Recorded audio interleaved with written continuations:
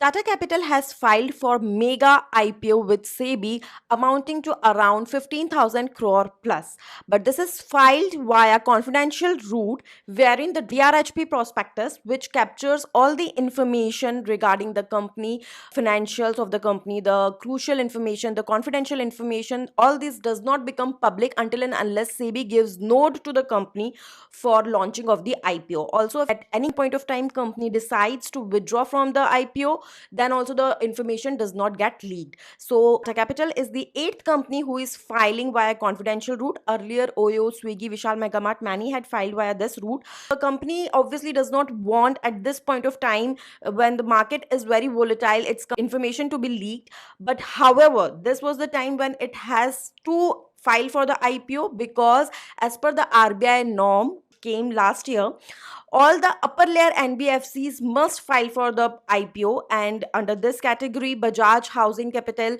has already come up with the IPO. The listing has also taken place. HDB Financial also came, and therefore, this company, which is also in the list, Tata Capital, has to file for the IPO.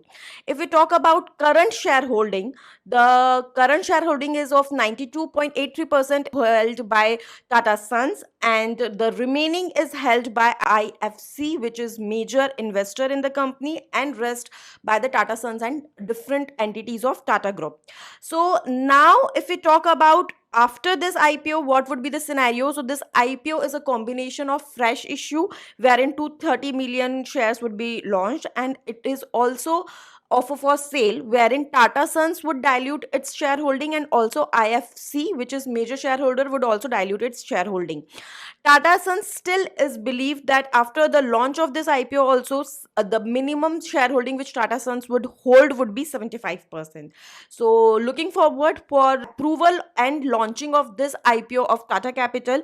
If you want to get more information regarding this, please do comment, and don't forget to subscribe the channel and stay updated. Thank you so much.